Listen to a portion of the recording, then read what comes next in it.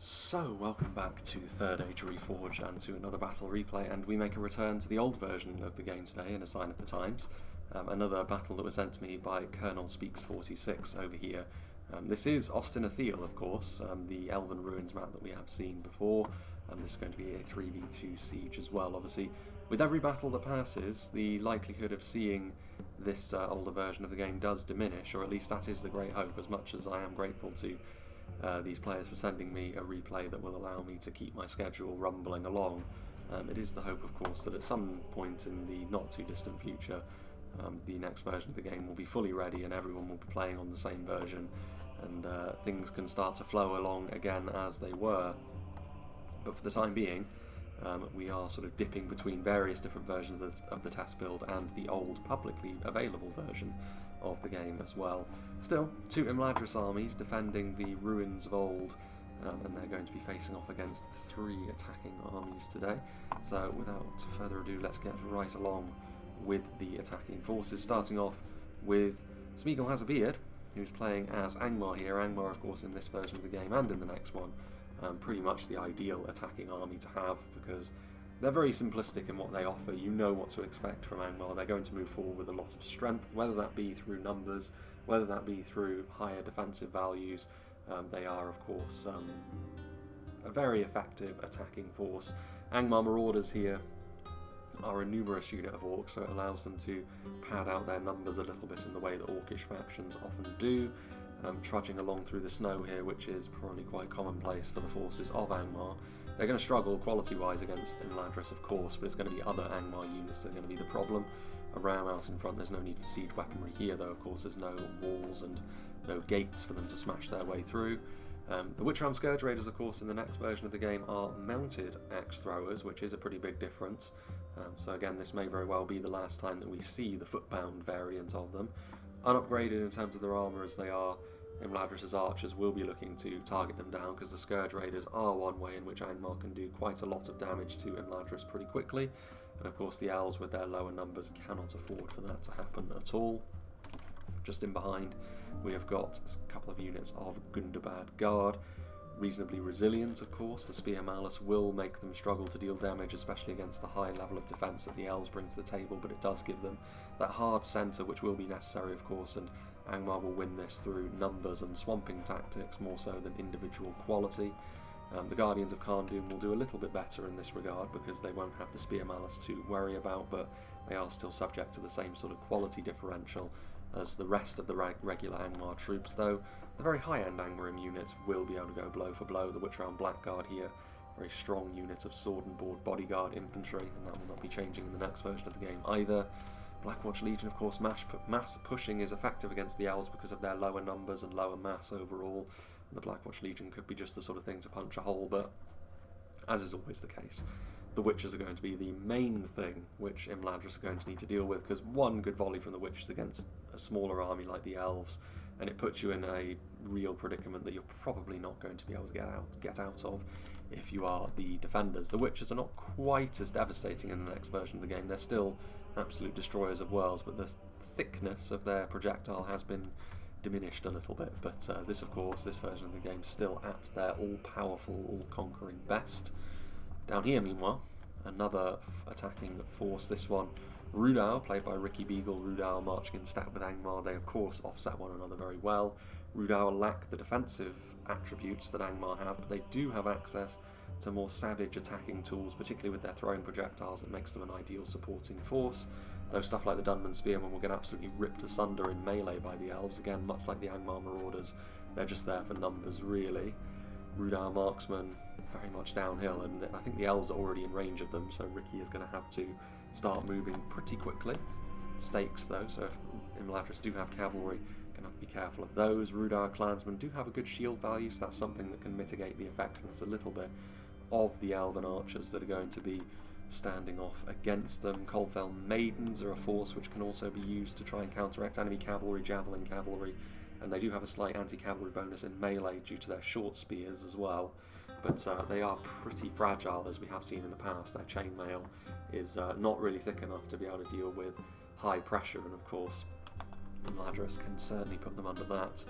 Ettenmore's Troll Hunters throwing projectiles, of course, are how Rhudaur are going to have to try and lay down their effectiveness against Imladris, because it's not going to be a melee. Even though the armor-piercing Rhudaur do bring to the table is useful against Imladris, their own melee defense will fail them long before the Elves' armor does. Rhudaur's Swordsman here as well in decent numbers, but again, numbers is the only edge really Rhudaur have in melee based on the units that they've brought. The Rhudaur Pikemen will be useful though. Its pikes, of course, are one way that you can try and bridge a gap between effectiveness, and the Rhudaur are good. And of course, the shields also help them, which is slightly rarer in this version of the game. And finally, some Witch Realm Enslavers as well. Again, armor-piercing bite. They are high quality enough that they can actually pose more of a threat individually to the Elves, but still, they are going to need support around them to be at their most effective. And we have another Angmar army over on this side of the field. Winnow 6628. So we've got some Goblin Band at the front, which is an interesting pick, especially in this version of the game, because they're way too expensive for what they are, but it's still neat to see them nonetheless. Obviously they'll get ripped apart in melee. Spears though, so cavalry may want to be a little bit careful. We have the classic tactical geometry here, a full square of anti-cavalry, well, not fully anti-cavalry units, but Angmar Halberds, another polearm unit which can help, again, bridge the gap in effectiveness, but their stats are less impressive, so, and also their range is less impressive, so we'll see how that gets along. The Witch Realm Pikemen over here will probably be a little bit better at filling that role, but again we shall see. A couple of units of Guardians of Khan Doom just in behind them. They brought the Hammer Guard as well as the Black Guards. They do have a little bit more at the high end perhaps, but it doesn't look like they have the Witches, so only one unit of Witches for the defenders to concern themselves with. If they can deal with them, they've gone a decent part of the way towards victory here, I would suggest, but we'll see. Blackwatch Legion and Gundavad Guard at the back. Again, more mass pushing, which the Elves will be concerned about. Two defending armies then, Colonel Speaks himself and Farkin. So of course when it's a 2v3, it's actually been quite a while since we've seen the defenders outnumbered by an army. This means Imladris will be able to go and dip heavily into their quality, which will be the way they will be hoping to win this. The Spears of Rivendell are armor-piercing as much as they are pretty basic. The armor-piercing will be useful if used in conjunction with some higher quality units for dealing with the Angmar onslaught.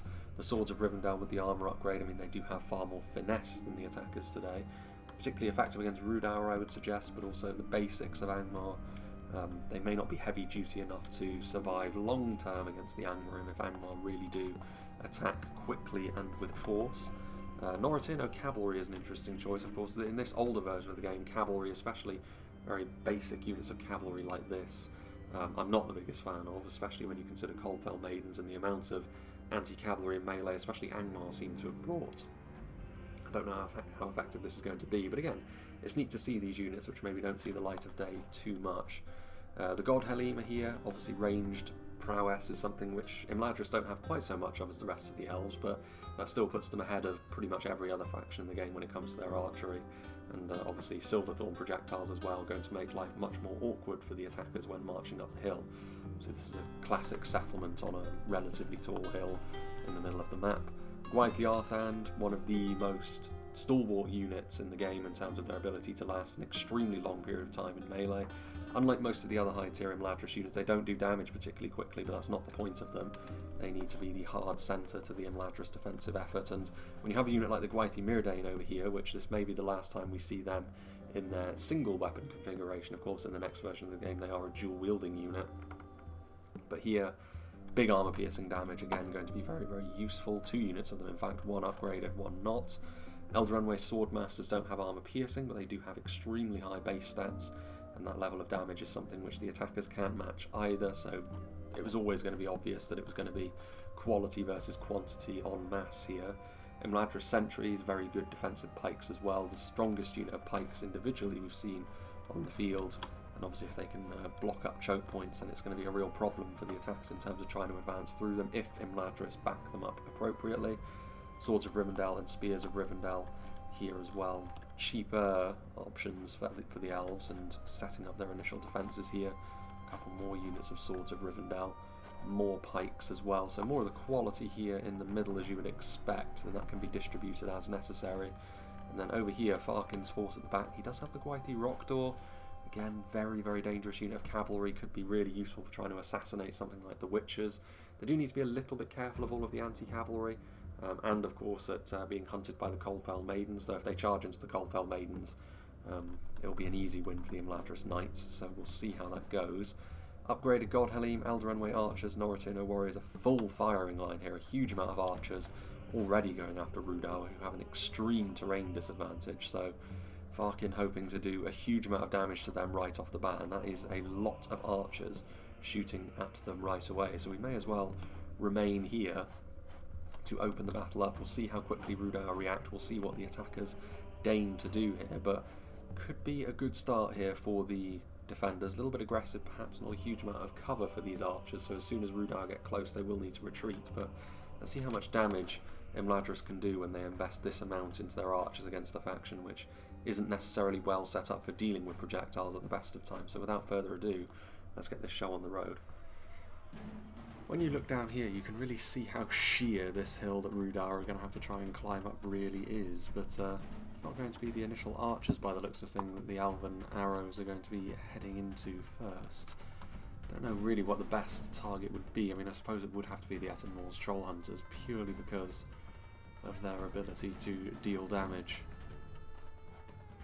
to the elves later on. One of the main problems that Rhudaur can give to Imladris. Meanwhile, well, they're already actually leaving, which is a little bit of a shame. Only a couple of volleys before Imladris do decide to vacate the premises, and this was a conscious decision by Farkin to place his units here in the first place, so I don't really know in the end what all of that has actually accomplished. Still has the Gwythy Rock Door over here, I suppose, which could be used to get some pretty nasty downhill charges into Rhudaur if he so chose, and I mean, even though these guys are spearmen, the charge, the opportunity for a charge is almost perfect really for them, but doesn't look as though Imladris are going to be seizing too much of the initiative here early on. Instead, going to be quite content to keep themselves in defensive shape for now as Angmar start to fan forwards. I mean, the Snaga Archers are going to get into position. If they have no ability to counter skirmish, then the Snaga Archers would probably be well advised to simply shoot as much of their ammunition into Imladris as possible, especially against some of the more basic units. Even these lowliest of all archers could still do a good amount of damage. Norotino Cavalry actually on the approach would also not be a terrible choice of target, but they are going to try and retreat in the face of the Imladris Cavalry moving forward, which will leave the Angmar Marauders open to an uncontested charge, which does land. And that was a decent charge as well. The numbers do tumble, but you can see this is the problem with cavalry in this version of the game, is pretty much instantaneously they start to drop like flies, even against a unit which is not particularly gifted when it comes to their offensive stats and do not have any anti-cavalry bonus either, so it's one of those weird situations. And the Norotino Cavalry, let's not forget, are also going to be far more expensive individually than Angmar Marauders as well, so you really have to work for your value for money with a unit like this, but we have seen at least that the charges are possible. Good amounts of damage can be done. Dunman Spearmen slowly trundling their way forwards. The Elven Archers continue to shoot in, not allowing Rhudaur to get situated and start counter-skirmishing. You can see here pretty much the perfect example of how damaging Elven Archers can really be as they rip their way through the Rhudaur marksmen. Coldfell Maidens still patrolling around in the backfield. Archers of Rivendell now wheeling backwards. I mean, a single unit of Dunman Spearmen is not going to achieve all that much. If they don't get any support pretty quickly, the elves will rip them apart in melee. The elves would probably be well advised to, force the engagement, because the Dunman Spearmen here probably would have been quite content to just sort of sit there directly in front of the elves and wait for support, but this way the elves will be able to land the first strikes. Rhudaur swordsmen are on their way forward, so numbers-wise they will be able to keep this going for a while, but in terms of the types of units that are facing off against one another, as we alluded to in the composition phases, it's not going to go too well on an individual level for many of these units, certainly not the Goblin Band either. A combination of the swords and spears of Rivendell will be very good at keeping them at bay, although I will say that it is maybe a little bit of an oversight from Farkin here that his line is so far back that there are gaps that can be exploited by Angmar. Goblin band trying to slip around the sides and going after the Eldarin Way archers as well. If you do have gaps in your line like that, it can be absolutely catastrophic. Still no immediate advance forward yet from Smeagol Has a Beard's Angmar army there. Still a little bit scattered. I suppose Imladris are fairly fortunate that so far Angmar have decided to not go forward with everything they have right from the off, otherwise this defensive line may have been in trouble, and as they start to move forward and advance into the Goblin band, this problem may solve itself for the elves. Panzer forces evenly matched for now, as the Goblin band start to rout, which maybe is not the most surprising outcome. Goblin trackers a little bit better than the Snaga archers, but splitting hairs really in terms of how much damage they're likely to do. Meanwhile, God Halim shooting their arrows directly up into the sky. Don't know necessarily what they're going after. Still a fair amount of Rhudaur dead further down. Very depleted Rhudaur marksmen trying to do their thing. Defeat still seems certain for Rhudaur. Most of the Dunman spearmen now gone. Rhudaur swordsmen will do better in this engagement, but they will still get beaten fairly handily by their opposite numbers. Over here, meanwhile, very similar story over here. Spears of Rivendell and Swords of Rivendell working in tandem, the initial front lines, and Rhudaur having to try and take advantage of 2 choke points. They've been the most aggressive so far as well, but they're also probably less suited for this sort of thing than Angmar. Will Angmar start moving forward with a bit more purpose here? Trying to get the Barrow Wights to be the first ones in, which is understandable. Even Imladris won't be able to cut their way through the Barrow Wights too quickly. What are they to do? Scourge Raiders, excuse me. Taking cover behind the snowbanks. Yeah, Snaga Stalker's getting ahead of the Barrow Wights a little bit. It's very difficult, to, especially with how slow the Barrow Wights are in this version of the game, to make them move forward at the pace you want. Make sure that your units that you want to keep a little bit safer are in behind. Again, a little bit of damage coming in from the archers. Shields, though they may have, all of these basic Imladris units, I should say, are definitely the ones to be going after. They do move forward now, but again, as much as they are going to be fairly domineering against a lot of the basic units they're facing off against, the Barrow Wights will be more of a problem. Swords of Rivendell over here. Potential reinforcements to move forward as these Goblin band continue to be the ones on the front line. Angmar Halberds thinking of moving forward, but the Archers of Rivendell firing into them. Goblin trackers and some Snaga archers returning fire, however. 2 units of the Archers of Rivendell. Terrain is not on their side, but still, this may be an efficient engagement for the attackers, actually. Especially when you consider that, really, it's not necessarily the damage that the Snaga and Goblins are actually doing to these elves. It's the fact that these arrows are no longer firing at the target they probably should be firing at still, which are the Angmar Halberds. Far more of a problem later on if you allow them to stay strong. And also still very easy to kill, not necessarily a high tier unit, but one that you can definitely get a lot of efficiency against. Meanwhile, Rhudaur turning up the pressure a little bit. Rhudaur clansmen arriving on the front line, Franline pikemen also, and then also Black Bolts to add that damage spike. As if in response to that, the Imladris sentries have moved forward, but they're not actually far enough forward to reinforce this line. Looks like they are moving forward now, which is good. Pike to pike, they will be fairly dominant. They will help keep the Black Bolts at bay. Interesting to see how the Swords of Rivendell do in this engagement now. They'll be very good against the Rhudaur clansmen, but the other Rhudaur units on the front line should be pretty good against them now. So they will be reliant on those pikes to keep this front line strong.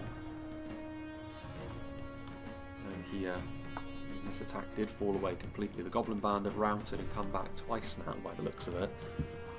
But sending forward this one unit to try and bash the Elven defence down is not really going to yield fruit for them. Eldarin Way archers, what are they firing at? It looks like they're going after a very, very depleted unit of Goblin trackers. Definitely not the play for me.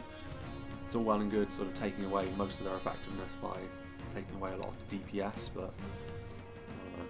Gwythy Rhudaur, good opportunity for a downhill charge. I mean, cavalry charges are the way to deal with the Barrow-wights if you are able. That wasn't really a very good charge. I don't know what was going on there, but that was a bump more than a charge. Again, you need to trust that your cavalry will get their lancers down. If you keep repeat ordering them, it's going to confuse them, and that's what's going to happen. Gundabad Guard on the way forward now as well, so you may have one more bite of the cherry there before Angmar gets some heavy spears in there and it becomes a little bit less viable. Swords of Rivendell still fighting away. They'll carve their way through the Snaga Stalkers with great ease, of course, and yeah, again, not a good charge. It's not working out, unfortunately. Sometimes cavalry can be a little bit awkward to use in that regard, but it is what it is. They've got the right idea, it's just whether or not they can execute on it. Down here, meanwhile, some Rhudaur Axemen heading forward, so a little bit less serious over here. The Etamor's Troll Hunters are on the front line, interestingly enough. It does look as though they were able to fire a lot of their ammunition into these Noritino warriors. Throwing axes also going after the archers of Rivendell now. Trollshore Axe Thrower is doing the same, but this isn't the level of carnage I think that Rhudaur would have been hoping for. Following the use of javelins and throwing axes, I think Imladris will be fairly pleased that they've managed to limit their effectiveness like this. As the Rhudaur Axemen, victory seems a distinct possibility for them. Spears of Rivendell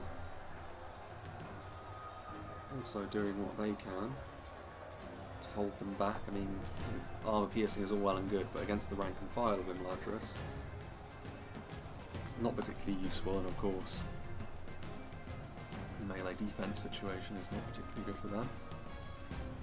Trollshore Axe Throwers, yeah, that is a good choice of target. Rather than going after the archers, I think both sides so far have actually been fairly guilty of trying to go after one another's ranged units a little bit too much. It's more of a problem when the defenders decide to do that than the attackers, in all honesty, but still, if you want to get the most efficiency. Meanwhile, over here things are looking a little bit grim for Imladris, actually. The Imladris sentry is largely on their own at this point. They're going to need some support over here if they're going to keep this defensive line trucking along. The Coldfell Maidens moving over to offer their support. A few javelins in, try and help hasten the demise of this position. And if Rhudaur have a way in, I mean, they're having to divide their attention a little bit, so they won't be able to swamp through the settlement in the way that Angmar might with their one choke points, but it's still not great. I mean, it's the sort of thing which can really lead to the domino effect beginning. And Imladris actually completely removing their entire defence over here now. I mean, a large part of that, I think, is because the Angmar army down here of Wino has not moved forward far enough. There's a lot of routing going on here, but I mean, the Snaga archers are moving forward, taking advantage of the fact there is now no defensive line over here, but Angmar is so far away that they cannot take advantage of this, and this means that the reinforcements that were fighting on the front line against them can now go over here to block Rhudaur's advance. That's a big error from Angmar, honestly.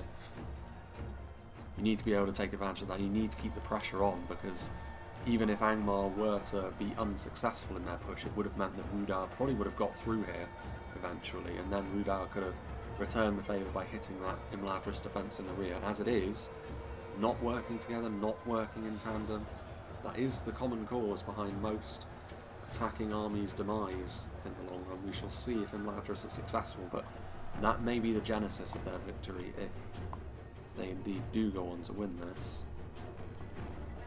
Archers still over here. I mean, Barrow-wights. Got the Gwythy Myrdain moving down here now. I mean, they've definitely got the damage to put the Barrow-wights under the pump a little bit more. We do have those Gundabad Guard on the front line now as well, which are a more solid backup unit to them, in opposed to the Snaga. It's still a little bit messy over here, though, if we're being honest. Elder Runway archers, what are they firing at? I'm going to get mad if they're firing at Snaga archers. They're firing at Snaga archers, aren't they? Yeah, they're firing at Snaga archers. Dear oh dear. The waste! The waste! Angmar Marauders and Witch Realm Scourge Raiders moving forward. I mean, it's there for the attackers if they're willing to... If Angmar, as they often... Usually it goes without saying, Angmar, if they're willing to be hyper-aggressive at this point, I think the battle is there for the attackers. They can get their own support into position, they can start using stuff like the Scourge Raiders on these high-value targets like the Eldoran Way.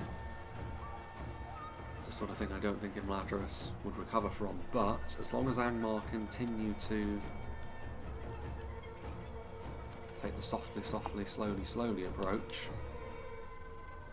the more likely it is that Rhudaur will start to falter.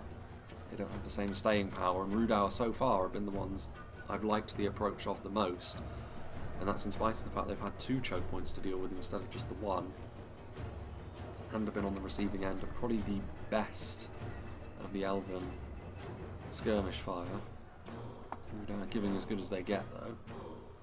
Not sure what these Nartano cavalry have necessarily done, but meanwhile, over here, those reinforcements from the spears and swords of Rivendell have definitely stabilised things over here. Still the pikes at the centre of this defence, slowly taking damage of course, and will continue to do so. We've also got the Witch Realm Enslavers on the front line now as well, but they will continue to fight for now. God Helene taking some hits from the Rhudaur marksmen, but they won't be too concerned by that. Meanwhile, they do move forward now. Imladris just about managing to get... Well, I say that. And well, maybe they have managed to take advantage of it. The Guardians of Khan'du sprinting forwards and managing to get around this defensive position. Imladris sentries now here as well. Angmar halberds on the way forward. Will Imladris live to regret all of that ammunition that they effectively wasted by counter-skirmishing with Angmar? Angmar's archers so weak. The Elven archers so important to their defence. I don't know whether it's going to all work out for them. Guardians of Khan'du, solid enough line infantry unit. All of the spears and Imladris sentries, however. Goblin Band are back again. Surely this will be the last time that they attempt to move forward in this manner. Victory seems certain for the Swords of Rivendell now. I mean, the halberds may stabilise things on this front line a little bit, but pikes are still here. The second unit of Nartano cavalry, having 2 units of them was definitely an interesting call. The Angmarim are shaken up. Did they squish that 1 unit? Well, they must have doubled back.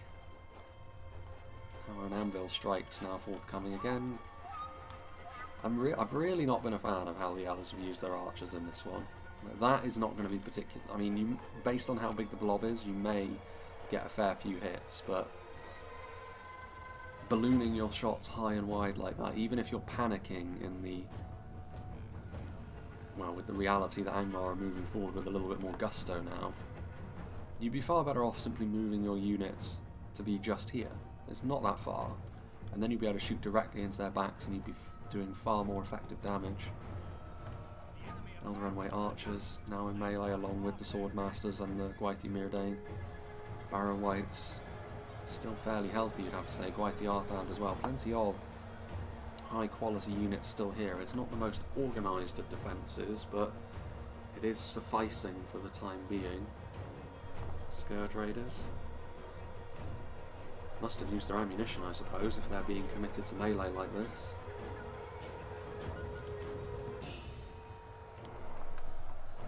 Behind the God Helene, continuing to fire their missiles. Blackwatch Legion trudging forwards. I don't mind arcing the shots if you're going after the Witchers, and fortunately for them they have managed to kill off a good amount of them. In fact, I think there's only there's 2 of the projectile throwers, now just the 1. 1 Witcher remains. Trying to embed him in the Blackwatch Legion is actually a good idea. It may have been too little too late for Angmar there, but trying to protect him with those huge tower shields that the Blackwatch Legion have. But as long as they're still targeted on the Witcher, There he is. Are they going to hit him? Already bloodied. It is the God Helene as well, let's not forget, so the damage that they're dealing is going to be fairly significant. Archers of Rivendell. This over here, Fraudulent Javelins. I mean, a lot of the Javelins were committed over to this side of the battlefield, and not devastating damage done to Imladris. Fraudulent Javelins are decent enough in melee, but I kind of don't think they're ideal for facing off against a faction that's all about finesse. Meanwhile, what's going on here? Did this front line collapse? Mighty Myrdain pulling back, and it might be time to try and consolidate. I mean, Rhudaur, they can claim victory over here. God Helene fleeing the scene as well. That was pretty quick, actually, in terms of how this battle turned around. Paladin Pikemen, big performance from them. And the Witchram Enslavers as well. It's not much, but it's not the sort of thing that can be completely ignored by Imladris either, as Rhudaur will be able to put a bit more pressure on the town centre now, especially considering Imladris have gone to meet the challenge of everyone else in the outer reaches of the battlefield. Angmar moving forward now, Blackwatch Legion. Yeah, Angmar Halberds, this so far is following the theme that many a siege battle does, where it opens up pretty promising for the defenders, but slowly but surely the attackers start to grind their way back into favourite status. Pikemen moving forward. I mean, there's a lot of pikes, a lot of halberds. Great shield infantry at the centre of this effort, and this is where having all of those units still alive is going to be a real problem for Imladris as well. As much as I think it would have been far more effective, this battle probably would have already been over, in fact, if Angmar was able to take advantage of Imladris siphoning off all of those units earlier. But better late than never, and I don't think Imladris really have too many places to go at this point. Victory still seems certain for the Elves over here, which is fairly surprising, but a lot of these units are still pretty simplistic. Lots of Angmar Marauders. Scourge Raiders are okay in melee. Barrow Whites are still alive, but they're at the back of efforts now. We're trying Blackguard are on the front line, which is something. Guardians of Khan Doom in amongst them as well. It's a lot of heavy metal that Imladris are going to have to try and crunch through. Paladin Pikemen chasing down the Norrotino Warriors. Of course, their biggest selling point, really, the Norrotino Warriors, is that they're a little bit more effective, even by Elven standards, in melee, for the kind of unit that they are, but caught out against pikemen like this, it's probably not going to end too well for them. Norrotino Warriors still here as well. I mean, the units that they appear to be saving are basic archers. Seem to have been the main source of their defence for quite a while now. Enslavers. Blackguard again, pushing forward with some heavy units in conjunction with the Hammer Guard as well.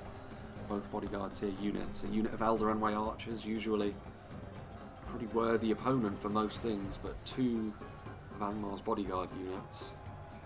It's going to be very, very tough for them as we do enter the final 10,000 frames now. Excuse me. My voice really is on its last legs. Archers of Rivendell in a good position.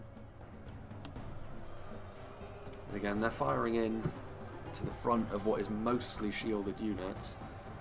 Any sort of support is always going to be appreciated, of course, but Rhudaur General does fall. Heavily depleted at this point, Rhudaur, so there is the possibility of completely routing them off. I don't think Imladris will have enough left over to then deal with all that Angmar still have at their disposal, but getting rid of Rhudaur would be a good first step to trying to mount a recovery in this fight. Paladin Pikemen wavering, fighting in the town centre against the Elves, firing directly into their backs of the Norrotino Warriors. Those shields will do them no good from this angle.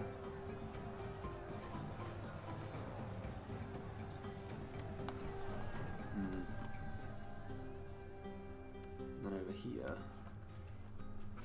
Grenadine Rangers. Still, of course, in this version of the game, the dreaded body piercing stats still applies to the Rangers. Again, the cavalry just bumping in. That's been a real issue so far for Imladris in this battle. I don't know whether it's something about the terrain in the settlement itself, but the cavalry has just refused to get lances down.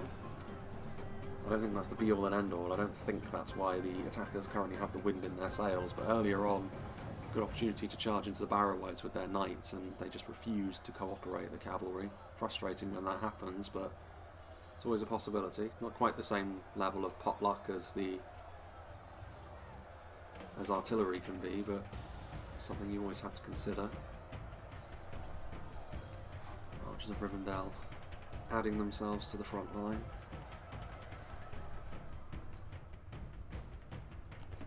Blackguard and Hammerguard still moving in tandem. Gundabad Guard. It's only, again, it's just Archers of Rivendell over here which would stand in their way. That's not going to suffice. I don't think they have the quality to deal with all of what Angmar has. Even if Angmar approaches the rest of this battle fairly clumsily, I don't think they have enough. I think Imladris will win over here if they're allowed to continue. I think both units actually of Gwaithir Myrdain were committed over here. And that's a hefty amount of quality. It would also go some way to explaining why Angmar have struggled far more over here than they did on the other side. Stuff like Guardians of Kharndoom will not enjoy facing off against those Warhammers. Angmar Marauders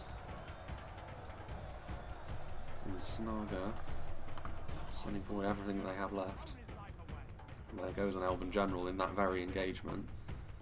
Imladris' morale is such that they won't be too concerned by that, I think, but Angmar have committed everything they have over there, but they are going to get support from Wino now. Rather than putting direct pressure on the town centre, they're going to try and aid their ally. I don't think it mattered too much which of those they chose. This, in many ways, forces probably the most climactic of all the engagements that are likely to happen from here earlier than it otherwise would, and it allows the attackers to do it on their terms rather than the defenders being able to consolidate later. So it's probably the right call. The Elven quality has carried them quite a ways in this fight so far, but do they have another big performance in them? Hammer to hammer. Archers of Rivendell on the way. I mean, they have managed to shore up the defences. It's not as if Angmar have swept through the settlement completely unopposed, but when you look at the situation like this, I mean, Halberds, it's more stuff like Witcher Arm Pikemen and Blackwatch Legion. The Archers of Rivendell are doing very well for the moment, but can they continue like that? That must be Rhudaur. So Rhudaur are completely gone at this point. Grenadine Rangers.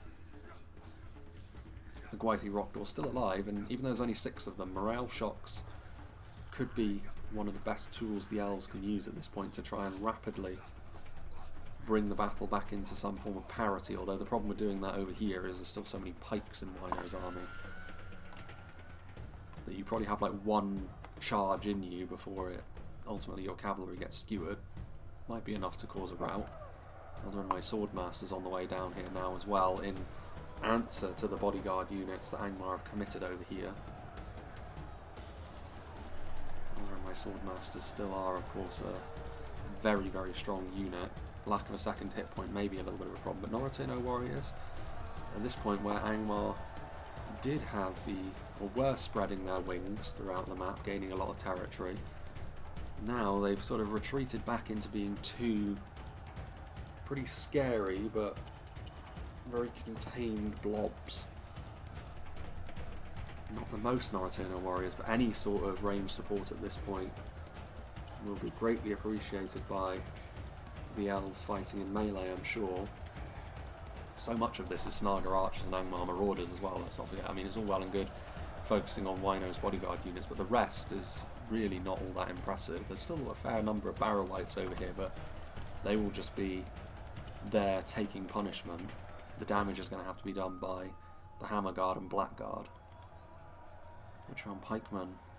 Archers of Rivendell sort of wheeling around as well, trying to pull Angmar hither and yon. That's a big moment. The Gwaithir Rhudaur managing to get over here and land a charge. one of the Angmar generals does fall, it's the sort of thing which all of these lowlier units may flee as a result of, and indeed I think that is them fleeing. No, they're just trying to get out of here. The cavalry lancers did come down there. Better late than never. Cavalry finally doing what their commander asks of them.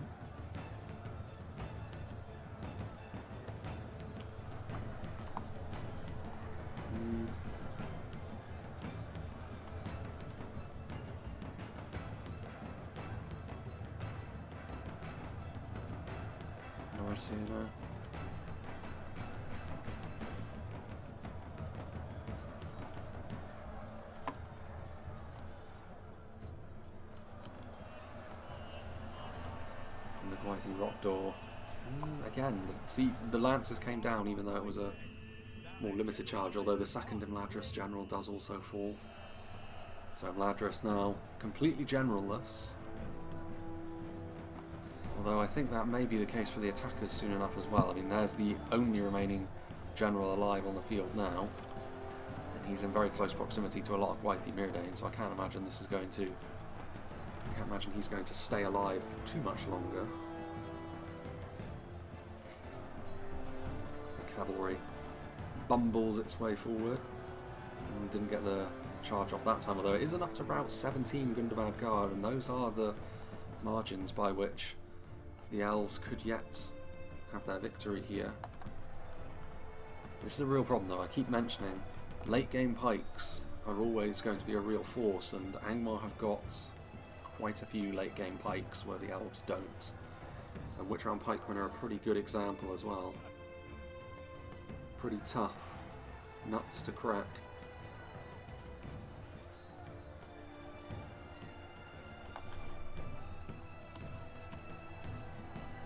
Go around as well. I mean, they're continuing to try and just pick away with the archers, try and make it a little bit less comfortable for the Angmar.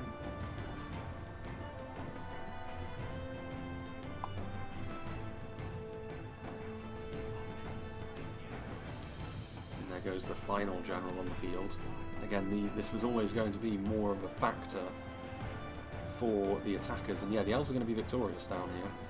The addition of those Elder Runway Swordmasters and the support from the Gwaithir Rhudaur enough in the end. Also, the God Helene, certainly no slouches in melee either, and they've definitely done their bit, but Barrow Whites, I don't know whether... I mean, there's a good amount of quality bound up in the Elven survivors over here. Will that be enough to deal with the Witch Round pikemen? I think positioning is going to be key with that final battle there. If they can surround the pikes, as much as the armour does make the Witch Round pikemen pretty tough,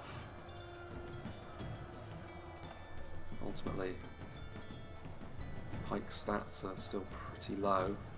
That would be enough, I think. But if they try and tackle pikes exclusively from the front, Angmar could yet turn this around once more, although you'd have to say, at this moment in time, the elves appear to be in pole position to pull off a victory here.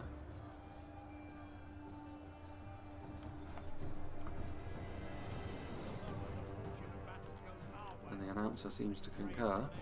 Some Snaga archers returning. 43 of them would rout pretty quickly in the face of those Gwaithir Rhudaur, I think. The pikes putting a lot of pressure on the town centre now. Gwaithir Arthander in here, 8 of them. It'll take the pikes a while to poke their way through them. Noricino warriors firing away. I think this is an effort by Angmar to try and maybe take the town centre and then form up some sort of pike square. I mean, it's being proactive. I don't know whether the pikes are necessarily going to have the DPS to be able to do that. This unit pikes, meanwhile, maybe going to try and block the return of these elven units to the town centre. Still a bit up in the air, this fight. I mean, 94% to 94%, it is dead even.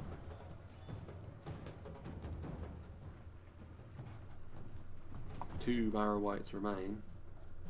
Yeah, the pike's moving over here to try and set up a defence, but of course the elves are not going to march right into the teeth of those pikes if they can help it. So far, Panzer force is evenly matched.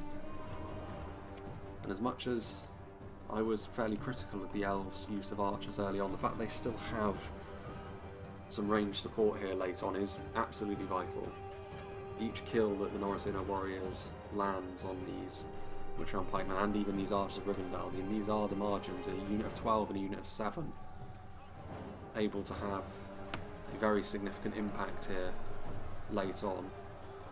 And wavering as well, no general, means that it's going to take a little bit less for Angmar to be convinced to quit the field. They are still going to need the heavy hitting punch though of the Gwathi Myrdain in melee. I mean, the Gwathi Rhudaur are going to charge in. It's worth doing at this late stage. Pikes are the only thing that's left, and getting shock value on pikes is key, but as soon as those pikes turn around you can see very quickly the Gwathi Rhudaur do fall. Managing to land a few more kills before they left. Maybe you could, if you're going to be critical, you could say the cavalry could have been wheeled out a bit more quickly than that. Yeah, it's just these two Witch-Round pikes. So will late game pikes and their usefulness be enough? You can see what the elves want to do. Flaming shot being employed. The pikes surrounding the units that remain in the town centre pretty quickly cutting the elves down now, so Angmar doing the right things, forcing the situation a little bit. 24 Gwathi Myrdain. I think Imladris are also doing the right thing here though, because they're moving in from both sides now, not allowing the pikes to subject the rest of their army to the surrounding methods that they've used here. But the fact these elves in the middle are still alive does mean that these pikes are going to have to fight from two directions now, which means their already limited melee defense is going to tumble. Victory seems certain for them still, but will that remain the case? I mean, it's a bit of a nail-biter here. That morale though, you can see that the elves, in spite of their general loss, still eager. The Angmarin pikes wavering, right on the edge, and with each hit of those hammers, with each blow landed by a flaming arrow, I think this might be an elven win. Yeah, there go the Witch-Round pikemen, and that leaves just the one unit, and easy enough to surround now, easy enough to hit with more flaming arrows. Very fine margins here. A battle of real ups and downs, because you could be quite critical of some of the things which both teams did in this fight, but they really came to life late on, both of them making some pretty good decisions with what they had left. Ultimately, however, the elves just about able to get it done. The concentration of quality against the Angmarim army approaching from that side turned out to really be to their benefit. It allowed them to win over there. They also managed to shoot the Witchers down, which of course is key, especially in this version of the game where the Witchers are utterly devastating. You need to be able to deal with them, and that's exactly what the defenders did. And elven quality saw them over the line. I mean, I say that, the Witch-Round pikemen still, it says victory is almost a certainty, but I don't think so, somehow. Pikes that are surrounded, pikes that are getting hit by Gwathi Myrdain, pikes that are also still getting the occasional pot shot taken at them. That will be the end, but I mean, very, very close. It still says actually more elves have been killed than Angmarim, but a lot more Angmarim have also routed, so it is going to be dead even in terms of the amount of kills inflicted, but of course the routing, as you would expect in Imladris, going to be less susceptible to routing than orcs and hillmen.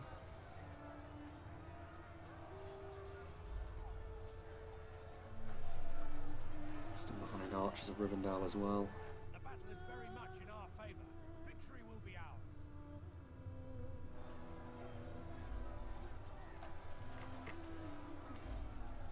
And there we have it. They fell apart pretty quickly there, you can see.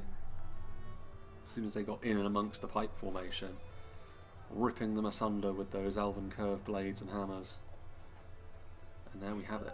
Not much left of Imladris, but a well-fought victory that. Very often the elves tend to run out of steam. I was worried that was what was happening as well, especially when Rhudaur started to make headway. Of course, I did mention how Wino's army not being in a position to take advantage of the elves having to reposition to stop Rhudaur's advance was a problem. But there is a flip side to that as well, in that Angmar had a lot of quality they were able to bring to bear late on. And maybe they should have made a play for the town centre instead of going after those units down there, but I kind of think it wouldn't have made too much of a difference in the end, one way or the other. In fact, I think maybe they made a slightly better choice, because if they had gone for the town centre, yes, they could have conquered it, but Smeagol Hazabeard's Angmar army would have evaporated in the face of all the elven quality that was down there much more quickly than they did, and that would have meant Imladris would have been able to consolidate a little bit more. And yeah, they would have then had a little bit more territory to work with as well if Angmar had tried to punch right to the town centre as well. So I don't think that would have made too much of a difference in the long run. But yeah, definitely maybe a little bit more of a synced up approach early from the attackers would have served them well. I think Ricky Beagle did quite well with his Rhudaur army in spite of the fact he was the first player to fall. He had 2 choke points to work with. Rhudaur, of course, a little bit less robust than Angmar at the best of times, especially when you're facing off against a force like Imladris. So it was a difficult challenge for him. You know, the throwing projectiles didn't seem to do as much damage as Rhudaur would have liked, but the other units maybe performed better than you would expect. But yeah, I think it's one of those. You have to give some credit to Imladris as well. I think they were a little bit wasteful with their projectiles, which is, you know, that's always one of the main things you look for if you're using too much of your ammunition on stuff like Snagar archers and goblin trackers and very lowly units like that. Yes, you don't want free damage coming your way from those kind of units with how cheap they are, but they're getting really good value if you're also using the lion's share of your ammunition on them. And you know, it would have been much better served. Even if you're only going after a cheap unit like Angmar Halberds, like I said, that is still going to serve you better in the long run because it's taking away a potentially useful anchoring unit of infantry later on. In the end, it didn't matter. That would be my main criticism of the defenders in spite of their win. But they were good value for their win as well. The way that they were willing to shift around the settlement to plug holes and sort of put out fires, as it were, in more critical areas was good, and they were decisive in those manners as well. And ultimately, they were able to make their cavalry and their archers work well for them. But what did the damage? Eldarin Way archers, of course, getting tons and tons of kills. Gwaithdy Myrdain doing very well for themselves as well on the front line. I mean, they do tend to perform quite well against forces like Angmar, who really pack on the armour as their only form of defence, really. All the archers doing reasonably well. The Swords of Rivendell early as well against the rank and file did very, very well. Norotino warriors not so much, but I think they were targeted down by Rhudaur's skirmishers as well. Gwaithdy Rhudaur were also able to do a good job as well. 289 kills despite a bit of a rough start is a good return, and of course the routing that they were able to cause, the general assassination as well, could have proved to have been extremely important, maybe the most important unit on the field actually for dealing with those bodyguard units from Wino. As for Colonel Speaks' army, yeah, kind of similar. Gwaithdy Myrdain doing very well. Gwaithdy Arthan not so much. I mean, even though they are a very defensive unit that doesn't do damage that quickly, you'd still expect maybe a little bit more than 62, but they stayed alive long enough to be useful. Swords of Rivendell, kind of similar return from them. God Halim with a good return, better from the Norotino warriors in his army, but not as good from the standard, well, from the Spears of Rivendell certainly. The swords did okay. Norotino cavalry, I don't know, I think he did the best he could with them, I suppose, but it's one of those, it's just the type of unit that it is in this version of the game. You know, it could have gone a lot worse, but I mean, it's one of those decisions that they could have lived to regret if the Norotino cavalry didn't really do its thing. We may have missed some sort of key charges where maybe they routed a unit or two. That may have been something, but that would be, in terms of pure kill counts, in terms of the cost, I don't know, maybe just about paying for themselves with 86, not really with 50.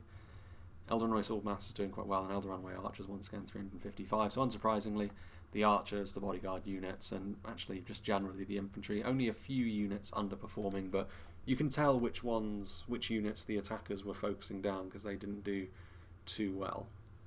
But yeah, big thank you to, I think this one was sent to me by, Farkin, although I think both he and Colonel Speaks 46 both sent me a couple of battles actually. The next one that we're going to be seeing is a bit of a rarity, really, in the sense that it's a completely new custom map that is on the old patch of the game. So it's sort of a sign of the fractured player base at the moment, I suppose, in the sense that we're getting some people who are making maps but they don't have access to the test build, and so they're on the public build and they're making them. It is a dwarven map as well. I think it's heavily inspired around Erebor, so we'll be having a look at that one and seeing what goes on there. The dwarves trying to reclaim some of their northern territory with the aid of their Dalian allies, I believe it is, against the combined force of the Misty Mountains and Angmar on the defence. So that should be fairly interesting. Nice to see a new map as well, but we'll get to that soon. That is also, once again, the last battle that I have in my backlog for the time being, but we'll see what transpires over the coming days and weeks. And as we're getting towards the end of the year as well, when we get into December, I will do a sort of like a yearly wrap-up, and it'll be a pretty important one, I think, as well, given how things have gone this year. And yeah, I don't know, it's going to be... There's going to need to be some topics discussed, I think, because obviously things probably can't continue in the way that they have been for the second half of the year for too much longer. I think some sort of restructuring is going to be necessary, but we'll see. It's something that requires a little bit more thought on my part for now. But anyway, that's for another time, and it's not for at least a couple of months yet anyway. So yeah, big thank you to all of the players involved. Big thank you to Farkin and Colonel Speaks for sending this one in. I hope you enjoyed this, and I hope